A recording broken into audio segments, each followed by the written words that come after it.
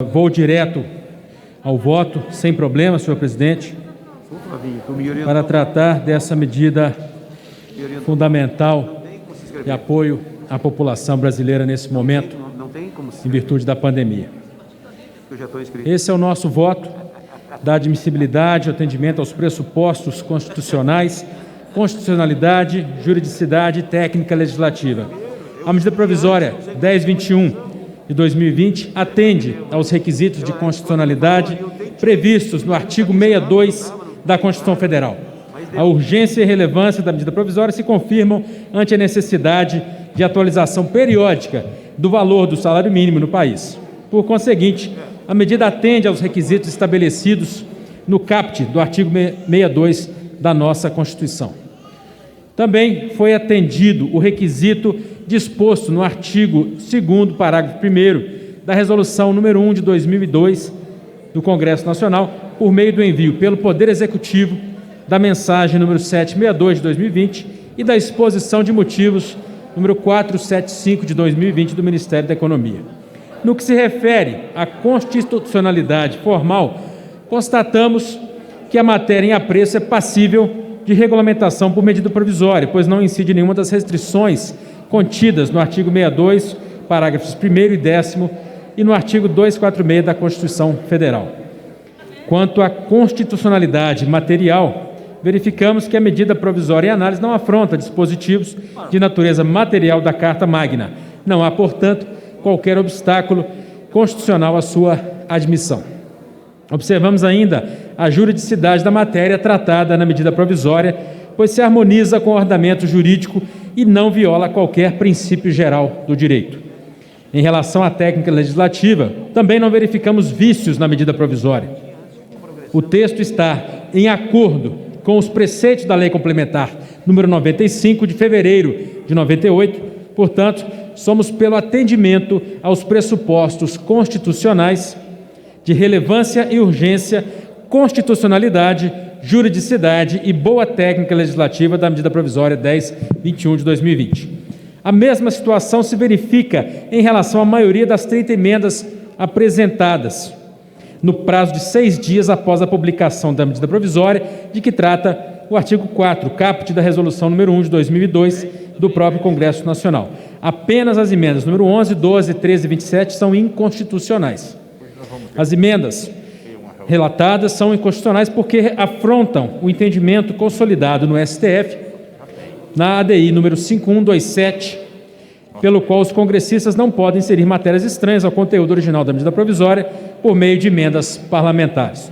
A emenda número 11 exclui a previsão da contribuição previdenciária do trabalhador que perceba até um salário mínimo. A número 12 busca estabelecer um pagamento extra do abono anual aos aposentados e pensionistas abrangidos pelo regime geral de previdência social. A emenda número 13, por sua vez, pretende criar o índice de correção previdenciária para recompor o valor dos benefícios previdenciários com base no salário mínimo vigente à época da concessão do benefício. Já a emenda número 27, o objetivo é estabelecer o valor do piso salarial profissional nacional do Magistério Público da Educação Básica. Todos esses temas, ainda que meritórios, são estranhos ao objeto da medida provisória número 1021, que é tão somente a estipulação do valor do salário mínimo em janeiro de 2021. Em suma, consideramos inconstitucionais as emendas 11, 12, 13 e 27. Da adequação financeira e orçamentária, quanto à admissibilidade financeira e orçamentária da medida provisória, não se vislumbrou desrespeito às normas orçamentárias e financeiras vigentes, em especial a Lei Complementar 101, a Lei do Plano Plurianual, a Lei de Diretrizes Orçamentárias e a Lei Orçamentária da União. De fato, o objeto da presente medida provisória é apenas promover a correção monetária do valor do salário mínimo para preservar-lhe o poder aquisitivo, tendo como parâmetro a inflação medida pelo INPC, a fim de cumprir mandamento constitucional, como mostra a passagem da exposição de motivos a seguir.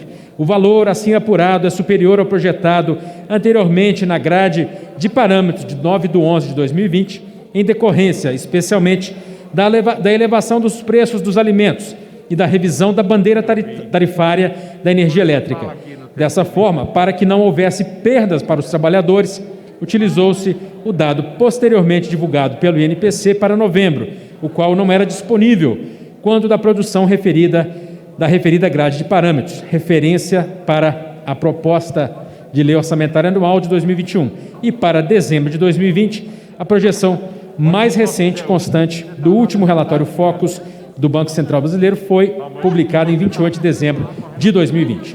Com vistas à preservação do efetivo poder de compra do salário mínimo, o valor assim apurado já incluiu a diferença entre o INPC entre a variação do INPC efetivamente ocorrida em dezembro de 2019 e a estimativa dessa variação considerada quando da fixação do salário mínimo no final do ano passado.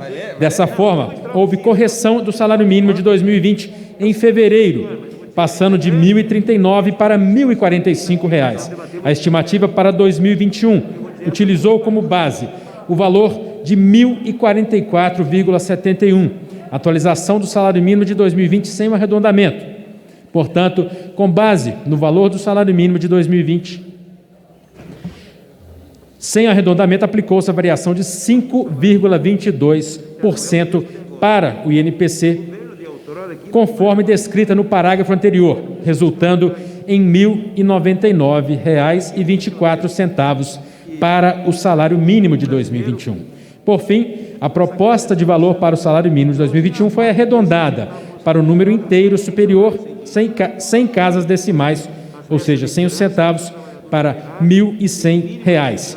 Desta forma, e considerando que o impacto incide em despesas com benefícios no âmbito de seguridade social, fica dispensada a compensação para efeito de adequação orçamentária, financeira e nos termos do artigo 24, parágrafo 1º, item 3 da Lei Complementar 101, de maio de 2000.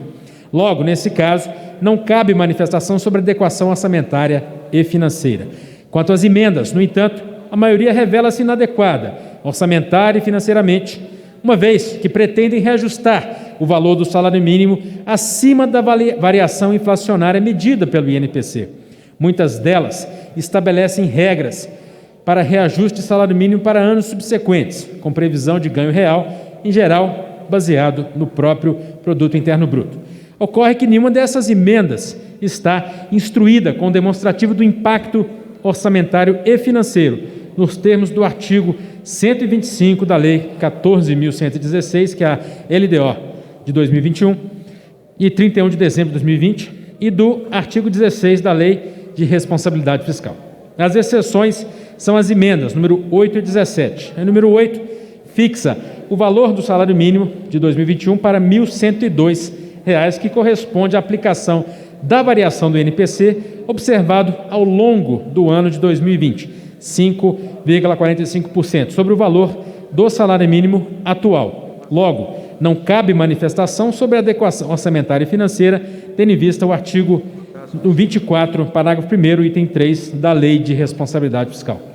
Relativamente à emenda número 17, também não cabe manifestação sobre a adequação orçamentária e financeira, pois ela é apenas normativa para estabelecer o período de vigência do salário mínimo reajustado para 2020. Com base no exposto, conclui-se que a medida provisória 1021 de 2020, bem como as emendas número 8 e 17, não apresentam implicações orçamentárias. E as emendas número 1 a 7, 9 a 16, 18 a 30, são inadequadas e incompatíveis orçamentária e financeiramente. Do mérito. Quanto ao mérito, entendemos que a medida é necessária, adequada e mais do que oportuna nesse momento. Trata-se de assegurar o reajuste do valor do salário mínimo a milhões de trabalhadores brasileiros, pensionistas e aposentados, que dele dependem, protegendo seu valor real contra a perda do poder de compra da moeda nacional em decorrência da inflação.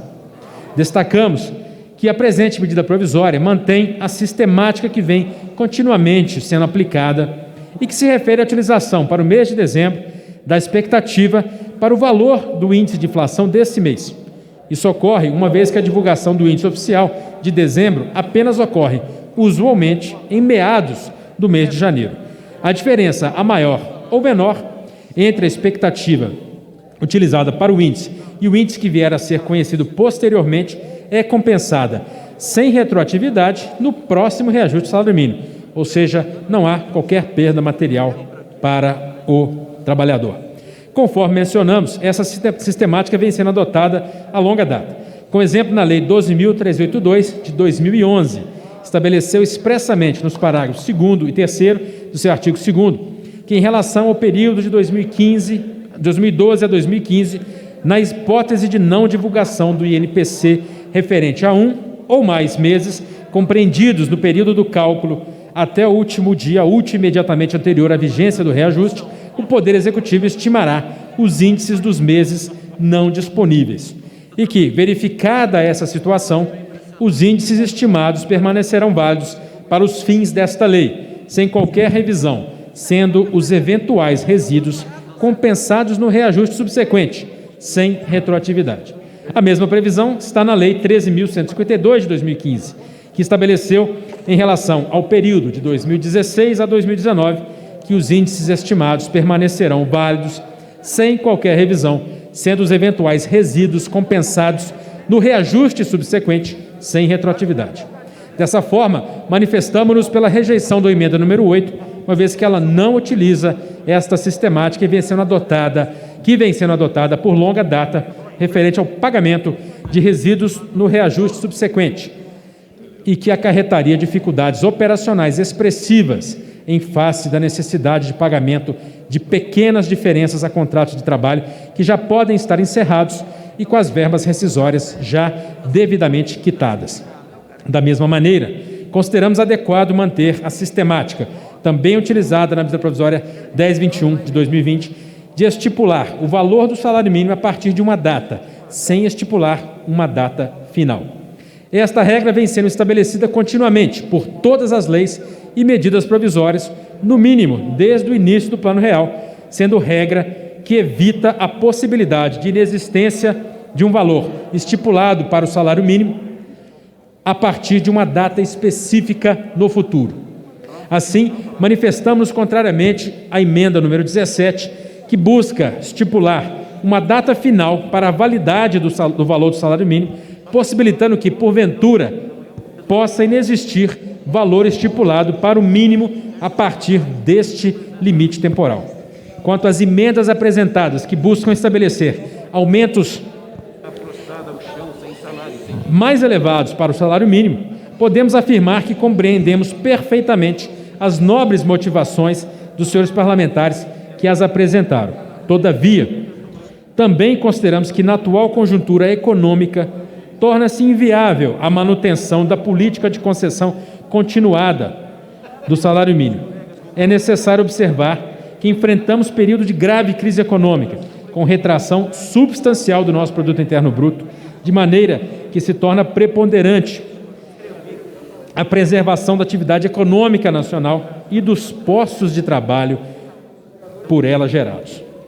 Nesse contexto, em que pesem as nobres intenções de todos os autores, torna-se inviável a aprovação de emendas apresentadas em face da necessidade de, em meio ao período de grave crise, preservar as atividades das empresas, sobretudo o emprego. Assim, quanto às demais emendas apresentadas, que buscam elevar o valor do salário mínimo ou estabelecer regras de aumentos reais para os próximos anos, manifestamos-nos por sua rejeição. Ademais, é importante ressaltar o risco de se aumentar acima da recomposição do custo de vida, pois haveria um efeito realimentador que daria ensejo a uma indesejável inflação inercial. E, igualmente, somos contrários às emendas que buscam alterar dispositivos da lei previdenciária. Dessa forma, não somos favoráveis, nesse momento, a promover alterações sobre leis previdenciárias, ainda que apenas sobre benefícios e contribuições sociais para a Previdência ou estabelecimento de valores para o piso salarial do Magistério Público da Educação Básica, temas que são tratados nas emendas 11, 12, 13 e 27.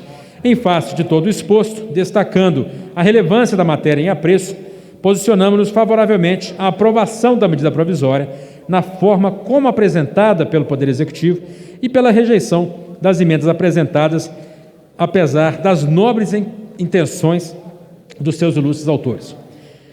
Conclusão é que, ante o exposto, pela comissão mista, votamos quanto à admissibilidade pelo atendimento dos pressupostos constitucionais de relevância e urgência da medida provisória 1021 de 2020, pela inconstitucionalidade das emendas número 11, 12, 13 e 27, pela inadequação orçamentária e financeira das emendas números 1 a 7, 9 a 16, 18 a 30, pela adequação financeira e orçamentária, constitucionalidade, juridicidade e boa técnica legislativa da medida provisória 1021 e das demais emendas. Quanto ao mérito, pela aprovação da medida provisória e com rejeição das emendas apresentadas. Muito obrigado, senhor presidente. Esse é o relatório.